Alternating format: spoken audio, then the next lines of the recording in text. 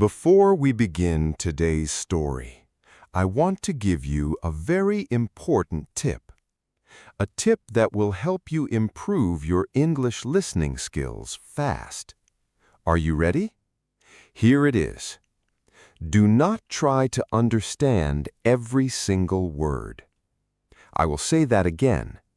Do not try to understand every single word. Many English learners make this mistake. When they hear a word they do not understand, they stop. They panic. They lose focus. And then they miss the next 5 sentences trying to understand one word. Do not do this. Instead, do this. Keep listening. Focus on the words you do understand. Try to understand the general meaning, the story, the feeling. This is called listening for gist. Gist means the general idea. The more you practice this, the more your brain gets used to English sounds, and slowly, week by week, you will understand more and more. Here are 3 simple steps to get the most from this video. Step 1. Listen once without stopping. Just enjoy the story. Do not pause.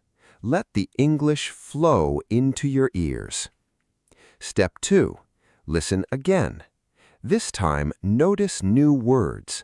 Write them down if you want. Step 3. Listen a 3rd time. Now you will be surprised. You will understand much more than the first time. This is how great English listeners are made, not by studying grammar books, but by listening, again and again and again. Now, are you ready for today's story? Today, we are going to travel to India, to a city called Agra, to see one of the most beautiful buildings in the entire world. A building built not for a king, not for a god, but for love. This is the story of the Taj Mahal. Imagine you are standing at a large gate. The gate is made of red sandstone. You walk through it slowly, and then you see it. A white marble building, so white it almost hurts your eyes, so perfect it does not look real. It looks like something from a dream. It stands at the end of a long reflecting pool. The pool mirrors the building perfectly. 2 Taj Mahals, one real, one reflection. The sun is rising behind you. The white marble turns soft pink in the morning light, then golden, then pure blinding white. You cannot speak, you cannot move, you just stare. Millions of people have stood exactly where you are standing. Emperors, kings, presidents, poets, artists, they all came, they all stared, they were all speechless. The French writer Victor Hugo called it a tear on the cheek of eternity. A tear on the cheek of eternity.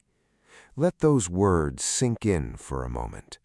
One building, built over 350 years ago, still making people speechless today. This is the Taj Mahal, and behind its perfect white walls lies one of the greatest love stories in human history. Let us begin. To understand the Taj Mahal, we must first understand the empire that built it. In the 1500s, a powerful empire ruled most of India. This empire was called the Mughal Empire. The Mughal Empire was founded by a ruler named Babur. Babur came from Central Asia. He invaded India in 1526. He won a famous battle called the First Battle of Panipat, and he established the Mughal Empire. The Mughals were Muslim rulers, but they ruled over a land of mostly Hindu people. The greatest Mughal emperors understood something important. They could not rule such a large and diverse land through force alone. They needed to respect the different religions and cultures of their people. The most famous Mughal emperor was Akbar the Great. Akbar ruled from 1556 to 1605. He was known for his wisdom and his tolerance.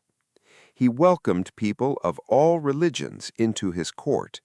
He married Hindu princesses. He was genuinely curious about all religions and philosophies. Under Akbar, the Mughal Empire became one of the richest empires in the world. It produced silk, cotton, spices, and precious stones. Traders from across the world came to India to buy Mughal goods. The Mughal Empire was at its peak of culture, art, and architecture. Beautiful mosques, palaces, and gardens were built across India. Then came the emperor who would build the most beautiful structure the world had ever seen. His name was Shah Jahan. Shah Jahan became emperor in 1628. He was the fifth Mughal emperor. He was known for his love of art and architecture. But he is remembered for something much more personal.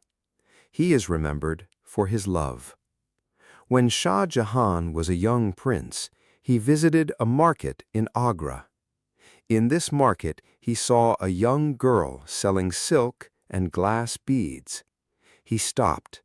He could not look away. She was beautiful. But it was not just her beauty that stopped him. There was something extraordinary about her, a brightness, a presence, a grace. The young prince immediately knew. This was the woman he wanted to marry. Her name was Arjumand Banu Begum. She was the niece of a powerful Mughal noble. She was intelligent, educated, and deeply compassionate. Shah Jahan asked for her hand in marriage. Her family agreed, but they did not marry immediately. In those times, royal marriages required careful planning. They were engaged for 5 years before they could marry. During those 5 years, Shah Jahan thought about her every day. He could not forget her face. He could not forget her eyes. In 1612, they finally married. Shah Jahan was 20 years old. Arjumand was 19. When she became his wife, Shah Jahan gave her a new name. He called her Mumtaz Mahal. Mumtaz Mahal means jewel of the palace, and she truly was. Shah Jahan had other wives, as was custom for Mughal emperors, but Mumtaz Mahal was different. She was his true companion, his best friend, his closest advisor. She traveled with him everywhere, even when he went on military campaigns. Even in difficult, dangerous conditions, she never left his side. Shah Jahan trusted her completely. He discussed matters of state with her. He valued her opinion. Her seal, her official stamp, was used on imperial documents. This showed her enormous importance and influence. Together they had 14 children. They were deeply, completely in love. People at court said they had never seen a royal couple so devoted to each other, so connected, so happy together. Then, in 1631, tragedy struck. Mumtaz Mahal was pregnant with their 14th child. She gave birth in a military camp in a city called Burhanpur. But after the birth, something went terribly wrong. Mumtaz Mahal was dying. Shah Jahan rushed to her side. He held her hand. He would not leave her. Before she died, she asked him for 4 promises. She asked him to take care of their children. She asked him to be kind to his other wives. She asked him not to marry again after her death, and she asked him to build her a tomb so beautiful that the world would never forget her. Shah Jahan made all 4 promises. Then Mumtaz Mahal died. She was 38 years old. Shah Jahan was destroyed. People who saw him after her death said he was completely changed. He stopped eating properly. He stopped sleeping. He refused to listen to music. He wore only white, the color of mourning. His hair turned white almost overnight. Some say he aged 10 years in 1 month. The most powerful emperor in the world had been brought to his knees, not by war, not by defeat, but by grief. And then he remembered his promise. He would build her a tomb, the most beautiful building the world had ever seen. Shah Jahan chose the city of Agra for the tomb. Agra was the capital of the Mughal Empire. A piece of land on the banks of the Yamuna River was selected. The land belonged to a local Raja. Shah Jahan gave him 4 mansions in exchange. The construction began in 1632, 1 year after Mumtaz Mahal's death. The scale of the project was staggering. Over 20,000 workers were employed. Craftsmen, architects, and artists came from across India, Persia, and Central Asia. The chief architect was a man named Ustad Ahmad Lahori. He was one of the greatest architects of his time. The material chosen for the tomb was pure white marble. This marble came from a place called Makrana in Rajasthan, India. It was the finest white marble in the world. Over 1,000 elephants were used to transport the marble to Agra. But white marble alone was not enough. Shah Jahan wanted the Taj Mahal to be decorated with precious stones. Gemstones were brought from across the world: jade from China, turquoise from Tibet, lapis lazuli from Afghanistan, sapphires from Sri Lanka, carnelian from Arabia, diamonds, pearls, and emeralds. These gemstones were carved into flower patterns and set into the white marble.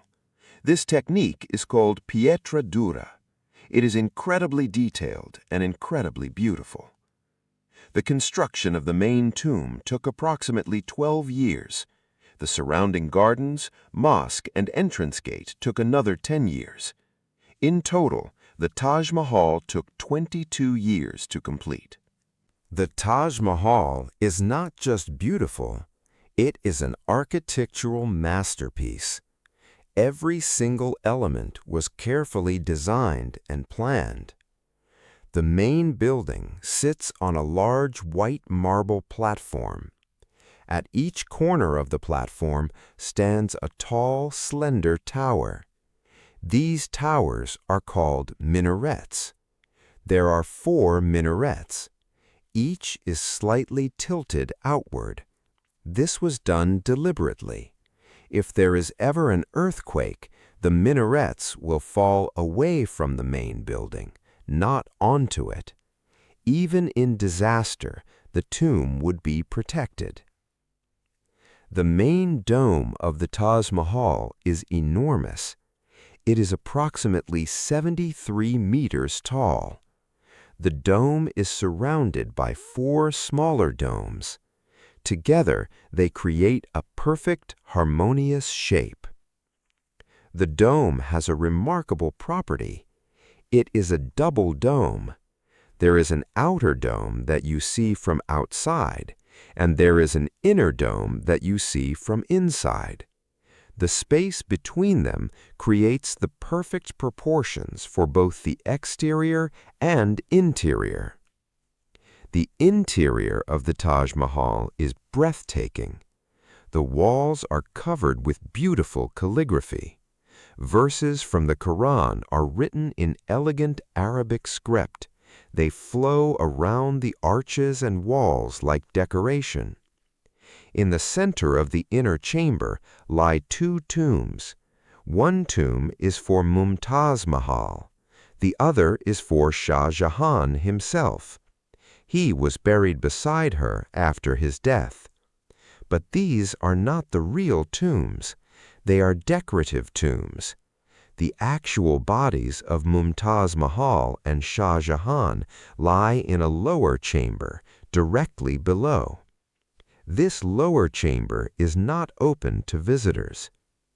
The Taj Mahal also changes color throughout the day. In the early morning, it is a soft pinkish color. During the day, it is dazzling white. In the evening, it turns golden. At night, under the moonlight, it appears silver. It is never the same building twice. The Taj Mahal is not just a building. It is a complete complex. The famous long rectangular pool that leads to the Taj Mahal is called the Hawz-e-Kausar. It is a reflecting pool. It perfectly mirrors the image of the Taj Mahal. This is one of the most photographed images in the world. The gardens around the Taj Mahal are called the Charbagh. Charbagh means 4 gardens. The garden is divided into 4 equal sections by pathways and water channels. This design is based on the Islamic concept of paradise. In Islamic tradition, paradise is described as a garden with 4 rivers flowing through it. Shah Jahan designed the Taj Mahal to represent paradise on earth, a paradise where Mumtaz Mahal would rest forever, a paradise worthy of her beauty and her love. The garden was originally filled with hundreds of fruit trees and flowering plants. Roses, narcissus, and other beautiful flowers filled the air with fragrance. Birds sang in the trees. The sound of water flowed gently through the channels. Visitors who walk through the garden today can still feel something of that original peace and beauty. Shah Jahan spent the rest of his life dedicated to Mumtaz Mahal's memory. He kept his promise to not remarry. He visited the construction site regularly to check on the progress. But his later years were not peaceful. In 1658, Shah Jahan became ill. His sons began fighting each other for power. The strongest son was Aurangzeb. Aurangzeb was a very different man from his father. He was strict, religious, and militaristic. Aurangzeb defeated his brothers. He declared himself emperor, and he imprisoned his own father. Shah Jahan was locked in a room in the Agra fort. The Agra fort was close to the Taj Mahal. From his window, Shah Jahan could see the Taj Mahal in the distance. Every day, the old emperor sat by his window, looking at the white marble building across the river, thinking of Mumtaz Mahal. He spent the last 8 years of his life as a prisoner, looking at the tomb he had built for the woman he loved. In 1666, Shah Jahan died. He was 74 years old. After his death, his body was brought to the Taj Mahal. It was placed beside Mumtaz Mahal, together again, as they had always wanted, forever. Today, the Taj Mahal is one of the most visited places in the world. Approximately 7 to 8 million people visit every year. In 1983, the Taj Mahal was declared a UNESCO World Heritage Site. UNESCO protects the most important cultural and natural places in the world. In 2007, the Taj Mahal was named one of the new 7 wonders of the world. People from around the world voted for it. It received hundreds of millions of votes. But the Taj Mahal also faces some serious challenges today. Air pollution is damaging the white marble. The marble is slowly turning yellow. The Indian government has banned vehicles near the Taj Mahal.